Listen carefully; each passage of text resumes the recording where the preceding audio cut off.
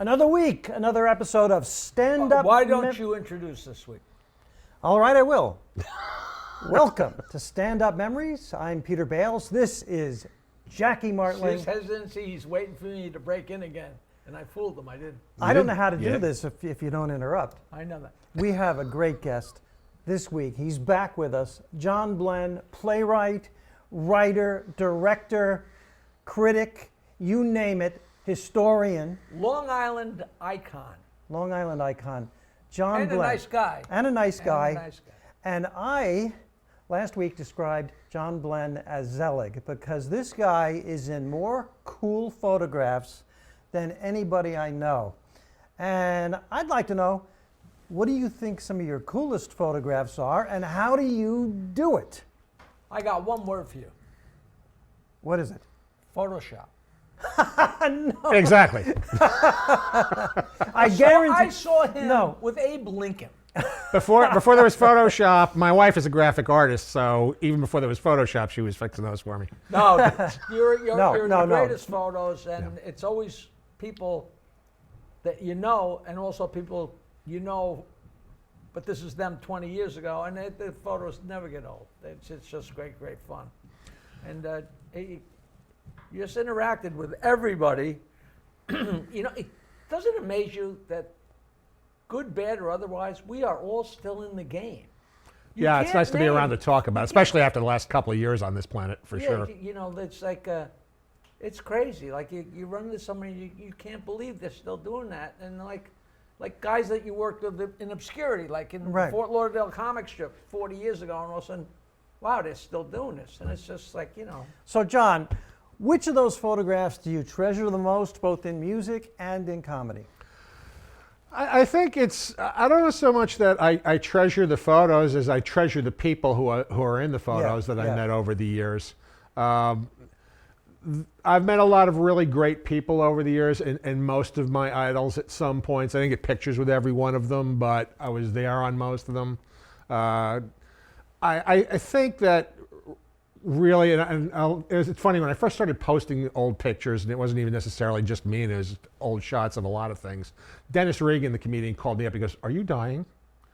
I said, "Why?" And he goes, "Well, I was just looking at your Facebook page, and you put up like 40 pictures last night of not you, and why did you do that?" I go, "Because I run into comedians all the time, and I run into musicians. Like, my house burned down. I don't have any pictures of my band anymore. I never got a shot in the 2 years I was playing with them on stage. I don't know why I don't have a photo." And I know I have all that stuff because of Good Times and Long Island Entertainment and Island Ear, and we had photo files, and I was shooting some of that stuff myself, or my photographers were shooting things I was at. And then, of course, when I met Joni, my wife, in '89, she went just about everywhere with me. It'll be 33 years this year. Yeah, and 33 years. Always with Joni Blenn. And she always with the camera. She's a graphic artist and always carrying a camera, and that's her thing. She's done most of the shooting. I've only really gotten into the picture taking myself the last few years, and learning from her in a lot of ways, and other photographers. When you post stuff, right? I never post stuff and go on. You post stuff, you sit there and I dwell on it for 30 seconds, 5 minutes. That you just, because the pictures tell a million words and put you in a million. Don't they feel so great? Absolutely. You know, and there must be great, incredible memories. I mean, I guess that's such an obvious thing to say. I'm an idiot, but. I mean, when I first started at Hofstra, when I moved over there in early 1980, just as I was about to go on the air, Oingo Boingo, Danny Elfman, of course, is probably the preeminent soundtrack artist these days. He's done all of Timothy Burton's stuff. He just did the Doctor Strange movie that came out. We went to see him at Hofstra, my best friend Mark, who was my engineer, and I, and after the show was over with, and they didn't go over that great. We go downstairs in the basement of Spit, and we're waiting for the security guys to go, "Oh, you guys don't have passes." Band's down at the end of the hall on the left. You know, they could have carried glass. Right. So we walk in, there's these 8 guys, including Danny, kind of staring at the floor, and like, that was unbelievable. That's like one of the greatest shows we ever saw. And they all looked at us, and they're like, Really. They like thought we were being sarcastic. It's like, we loved you guys, and we introduced ourselves as college radio guys. Long story short, we invited him on my radio show, which is the first one I ever did at night at Hofstra, the following evening. And we sent a car in to pick him up, and we brought him out, and they did the show and took pictures with Danny, who now does everything from like Spider-Man, But Batman. at that point, he's the that guy. must have made them feel so special and so. He's still a friend all these years later, and he's like I always say, that's the band I grew up with in this business. I mean, I was listening to Tull, and I was listening to Zeppelin and Deep Purple and all those things, but they were already really well established. But Oingo Boingo was brand new, especially to the East Coast and a could really national use a level, little bit of and a from leg up. California. Right. Yeah, so they kind of became the band we hitched our wagon to and grew up with and always kept tabs on, etc. But what you guys said to them at that time meant a lot. Without a doubt. And I'll tell you something else, to our audience especially. When you're leaving a comedy show and you say to a comedian, "Nice job," it makes, I swear. It reverberates. It means everything to the, we don't admit it. I can't think of anybody who's talked about it. I'm talking about it now. It means a lot. It just does. It's such a thin line, though, because if you say "nice try," Oh, it's a totally different reaction. Well, we've been through all the thing in the old days when there were 3 comics. I'd be like, "You were great, you were great." And, you were great. You were all right too. And were you on the show? And the one I hate most of all is "I want my money back." I can't stand hearing that. Oh well, you must hear it so much. But now, John, It's so crazy. It's so fun, man. we got to ask John. Can you think of a concert that you went to where you liked the act a lot, but then when you saw the concert afterwards, you thought, "Man, that was much better than even I imagined"? Of course. I mean, I saw Pink Floyd 3 times, and in particular on their Wall tour when they played the Coliseum, and they built a wall in front of it and then flew a plane into it in the second half. That was a spectacle that only played 12 times in New York, and I saw it twice. Wow. I should say it's 12 times in the United States, but it was a remarkable eye popper. They always carried incredible systems with them. I was always very much into staging when I would go to concerts. Yeah. Like, the Eagles are great, but to just see 4 guys standing in the microphone, Leonard Skinner, Outlaws, stand at the microphones, play your songs, change the lights from red to blue to green to red, and that's it. Yeah. To me, I was always more fascinated by the rushes Right of there, the like world that brought you're here big for the staging. music. We'll play the music. Well, that's fine. Correct. So then charge $110. Don't charge $450,000. Yeah, I mean, right now it's obscene and completely out of control. It just flies in the whole spirit of things. But You know, I never went to those things, but I remember with the Stern Show, we all went to see the Rolling Stones, Steel Wheels, Thunder Wheels, whatever it was called. Steel Wheels, right? But it was an incredible staging. Well, I don't. Every remember one what of their they did, tours but I was is. like, I hadn't seen one of those things. You know, that was not 5 guys standing on stage being 1,000 years old. They, you know, there was so much going on. I was like, wow, you know. The Rolling Stones are the best live band ever. And if I just dated myself, that's fine. I still stand by it. Beatles better musically, probably. Yeah. But the Rolling Stones, I saw them in 1972. You can't take your eyes off Mick Jagger. And when you do, it's still pretty incredible.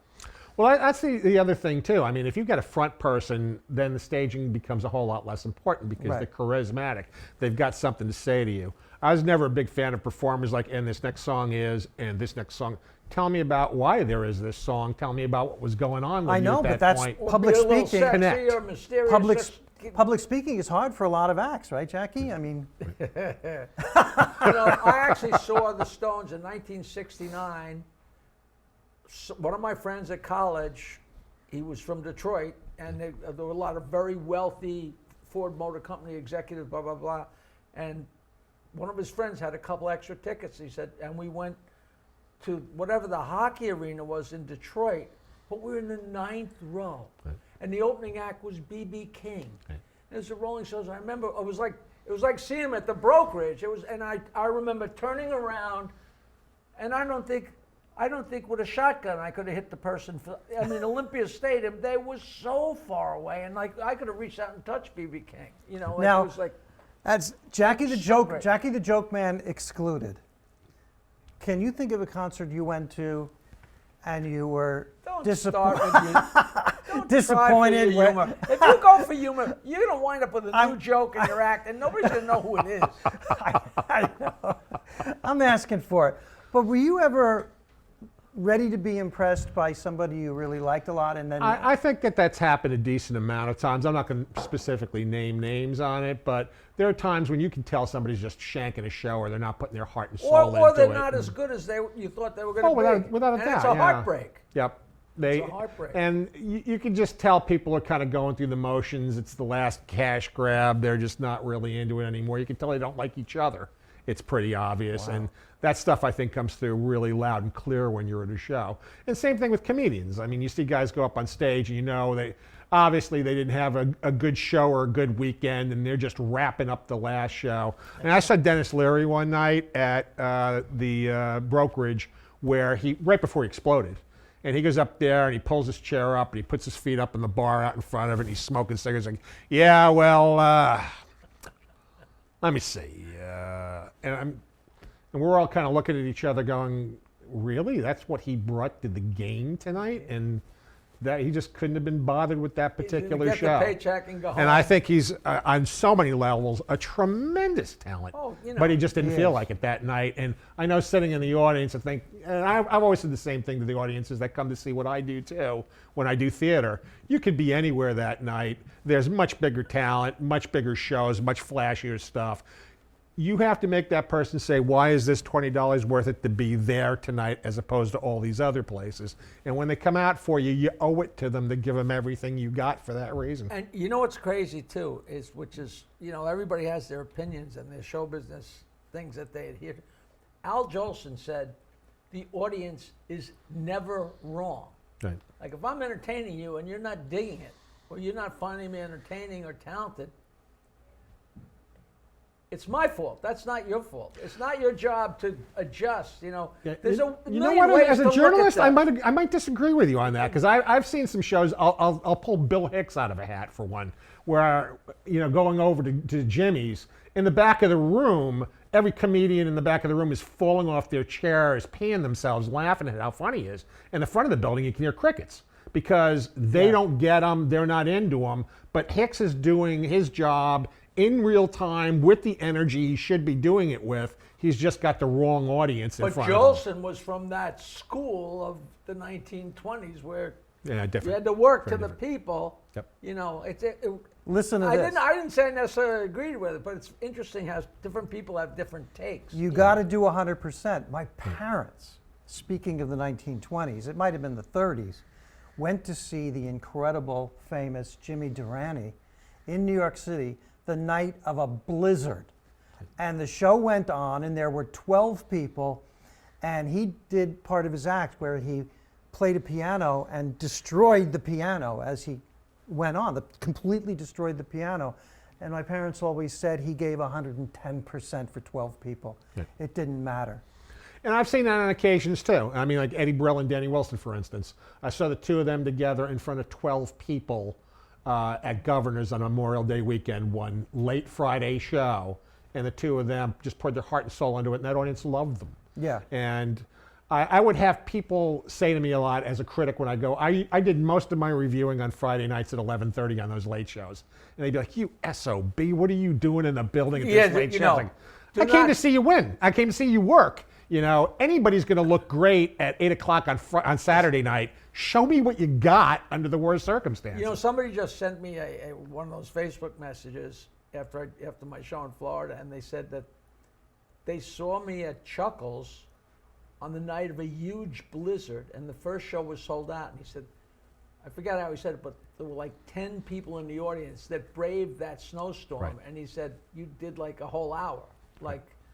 Meanwhile, you're there. You don't, not to be magnanimous, what am I going to do 5 minutes to go home? These people came out, I'm here, I used to be fascinated by the comics that would beat up a small audience with like, hey, I could get you guys into my car and we could just go down the block to the pizza parlor or whatever. They're the people that are here. They made it, yeah. They're the Go ones knock on the doors around the neighborhood because that's who you're looking for.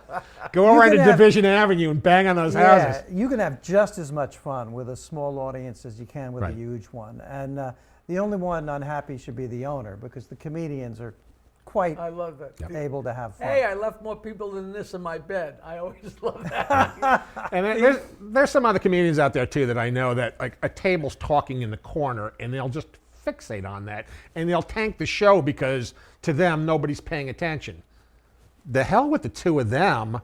Everybody else is watching you, but they get obsessed with that one table where they're talking amongst themselves. I got to tell you this: You just can't do my it. band had a show. Some guy booked our band and booked a hall, and he thought he was going to do so great and make so much money. It was someplace outside East Lansing.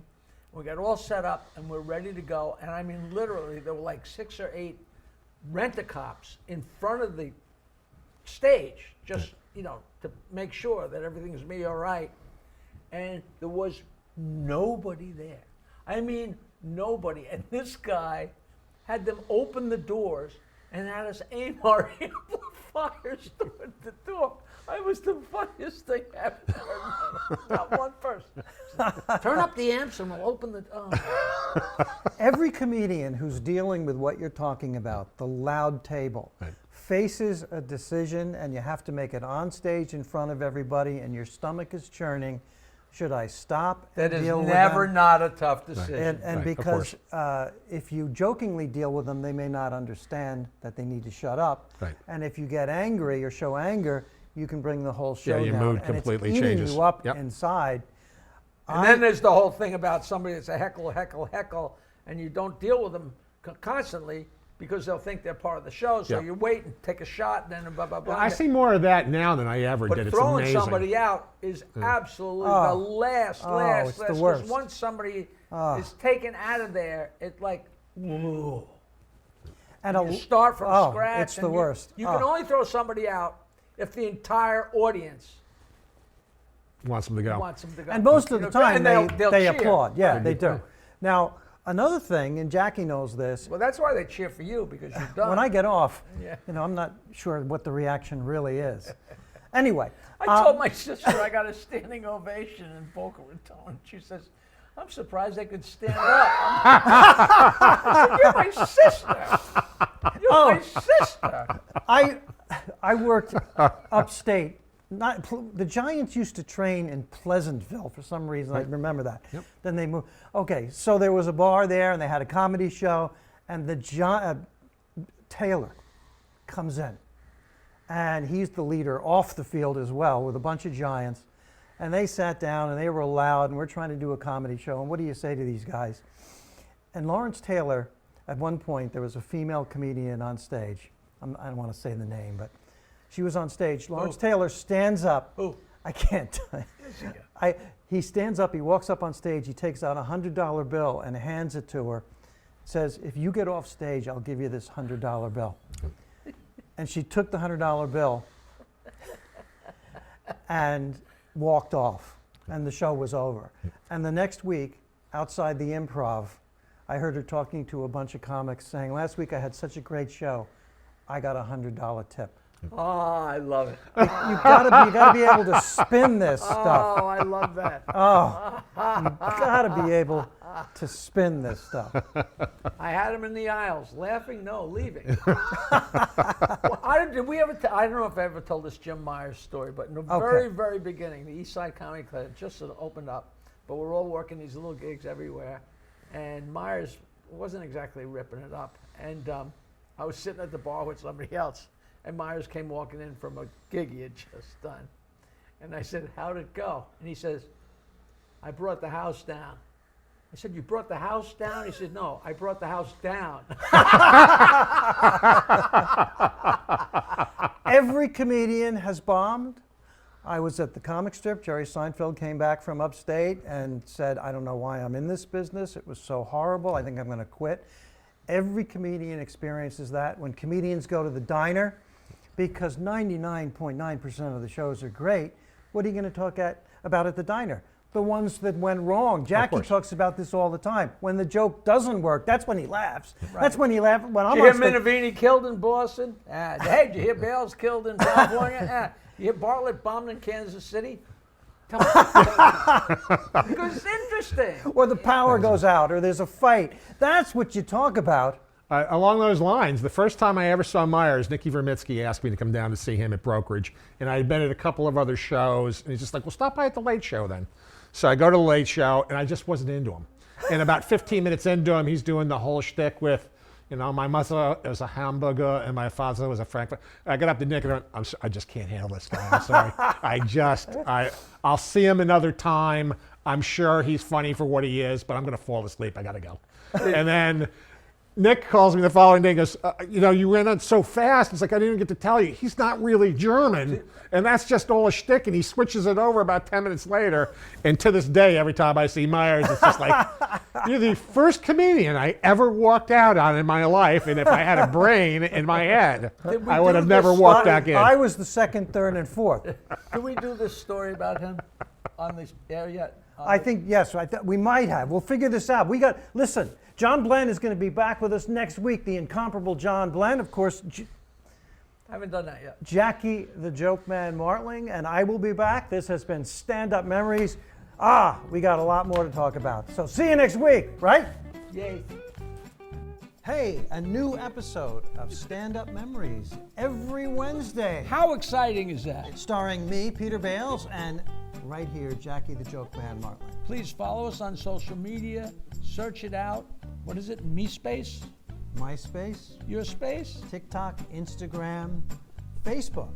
Doodah, doodah.